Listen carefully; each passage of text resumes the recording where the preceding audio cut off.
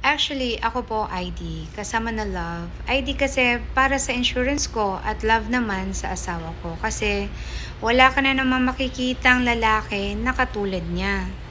Okay, sige, ganito po yun. Dalawang bagay po yung nakikita natin na importante natin pag-usapan dito. Love para sa asawa at ID for insurance. Now, bilang isang Filipina married to Taiwanese for almost 17 years, ang masasabi ko po, ang dami ng natulungan na naabuso sa loob ng pamilya, ang dami ng mga kababayan nating Pilipina o Pilipino na maraming problema sa kanilang family dito sa Taiwan. At marami ng mga bata ang talagang nagsasuffer dahil sa divorce. Kaya, ang lagi ko pong sinasabi, if we respect the sacrament of marriage, we marry a Taiwanese dahil talagang mahal natin.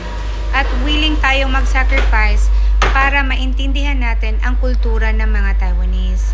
Yan po talaga ang pinaka-importante dyan. At syempre, maraming mga Pilipina na nagsasabi sa akin na, no, ayokong mag-Taiwan ID kasi sayang ang pagka-Pilipino ko. Honestly, tama ang sinasabi ng nag-comment sa atin na andito ka na sa Taiwan, dapat kumuha ka talaga ng Taiwanese ID for your insurance and your kids. Kasi hindi mo iisipin na magde-divorce kayo. Ang iisipin mo ay para sa kapakanan ng mga anak mo. Kasi syempre nasa Taiwan ka, kung Taiwanese ka, kung ang citizenship mo ay dito sa bansang to, mas maraming benefits and privileges ang maa-avail mo.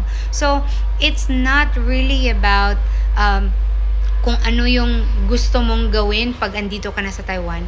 It's about willing ka ba na pakisamahan ang asawa mo at pamilya na. Kasi kung hindi mo siya mahal at magkasama kayo araw-araw para lang sa ID, para po sa akin, isang parusa sa sarili mo kung ginagawa mo ito.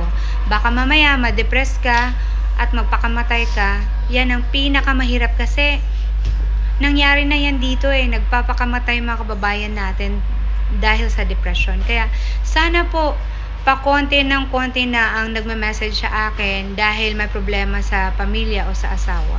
Kaya sa pagdesisyon sa pag-aasawa, isipin nyo una, parehas kayo ng pananampalataya, parehas kayo ng direksyon.